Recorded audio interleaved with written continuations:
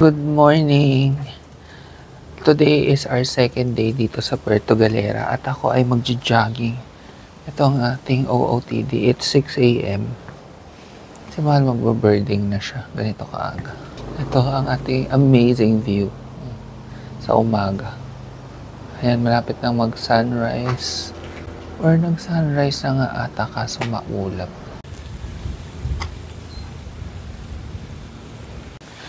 Dito sa pagtawid sa harap ng hotel namin, meron ding, syempre may beach, so sisilipin natin.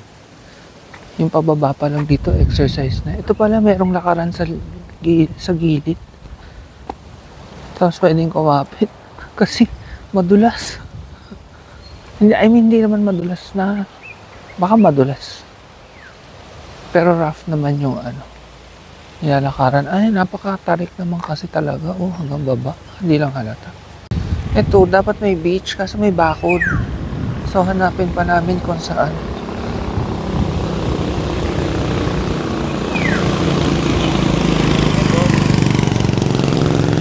Ang ganda.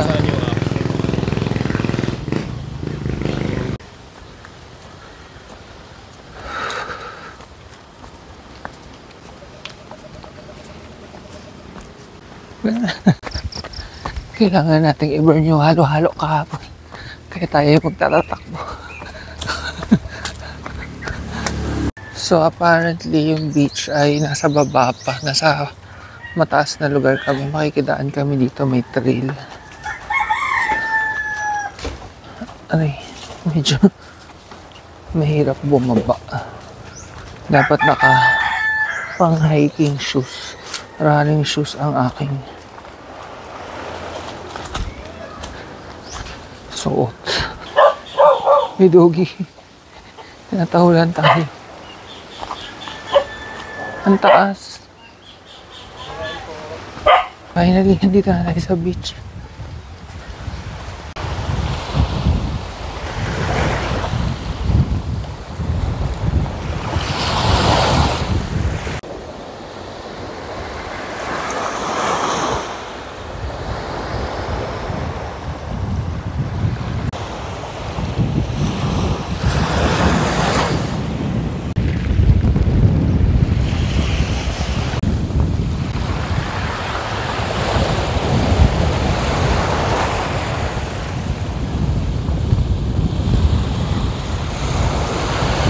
Apparently, meron palang daan doon mula highway pababa.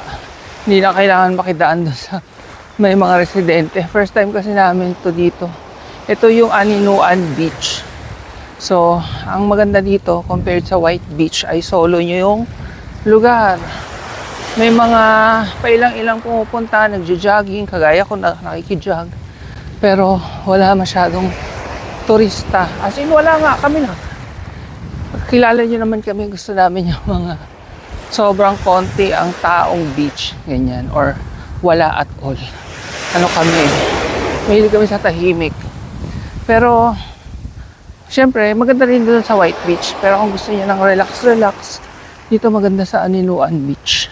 If ever mag-stay din kayo sa AV Suites, yung pinag-stayan namin na napakaganda, ma-recommend namin dito kayo mag-swimming sa umaga or hapon. Ganda, oh.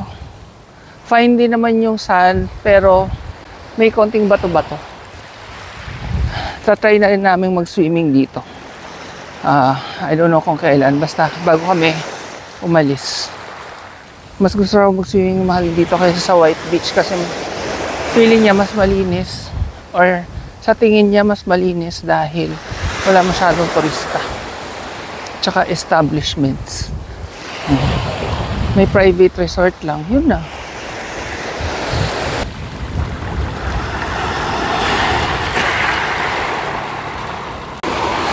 Sorry naman sa buhok ko. Magpapagupit sana ako eh. Yan. Naka 2 kilometers na ako. Okay na yun kasi maglalakad pa uli kami pabalik sa hotel. Tapos naka 201 calories burned. Isang cup of rice na yun. Ganda. So ito yung isang daan na sinasabi ko sa inyo. Ito yung beach. Ayan, dito tayo dadaan niya. Ang ganda.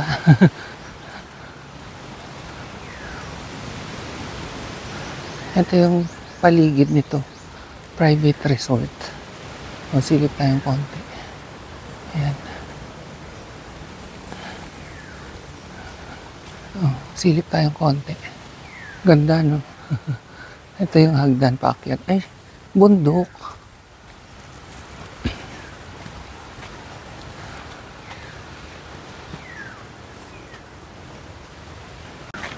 Ayan, so pag akyat, kaliwa. Kasi baka maligaw kayo, meron pa dun. Kaliwa daw. May napagtanungan kami.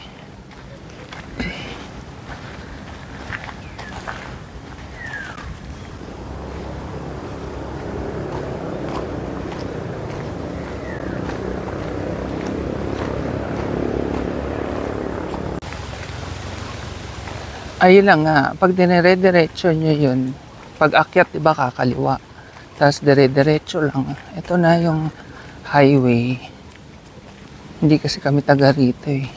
And may mga iba nga pumupunta. Pero baka dito maligaw din kayo. Kasi pagpasok, may isa pa. May isa pang daan. May nakasuro naman yun. Ayun, meron naman palang nakalagay.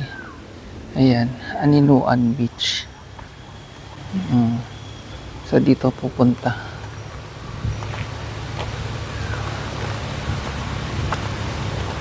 Dapat pala bumaba tayo.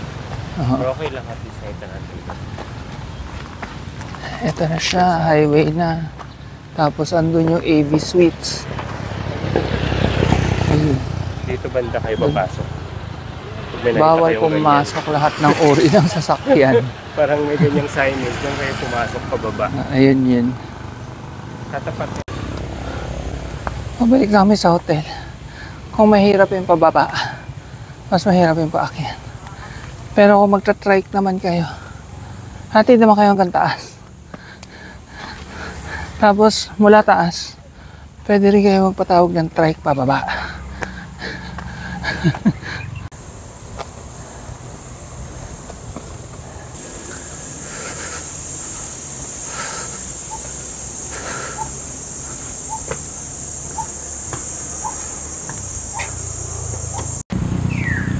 So, nag-roadside parking muna kami kasi hindi pwedeng ipasok dito sa Aninuan Beach. Ayan, may nakalagay, bawal pumasok lahat ng uri ng sasakyan. Nakuhanan ko na to ng first vlog. Ayan, tapos maglalakad pa ng konti bago makarating ng beach. Mga 30 minutes lang kaming maliligo kasi kailangan din namin bumalik doon sa mangrove for the last time. Kukuha lang ng video footage si Mahal. Tapos bibili tayo ng mga products nila. Papakita ko rin sa inyo mga products nila doon. Wala ko pa naman tayo doon. Ayan na. Yung hagdan pababa, papuntang beach. Hinihingal ako doon.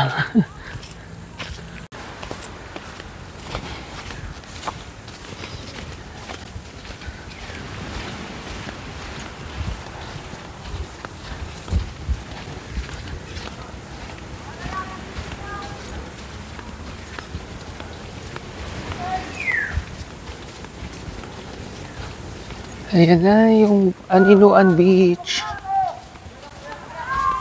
May dugi. Wala, may ano ka. Hindi, may kasama siya.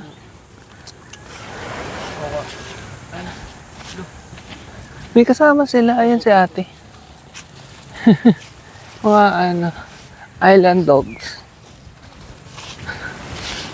Hindi pa mainit. Sakto lang dito. Oh. Ay, may lambat sila dito. Hindi tayo pwede mag-swimming dito. Ayan, naglalambat sila dyan. Oo, may isda siguro. Ang cute ang mga dogs, so tuwan-tuwa. Tuwan-tuwa. Buti pa kayo, no? Sila bebe girl. Bihira maka-beach.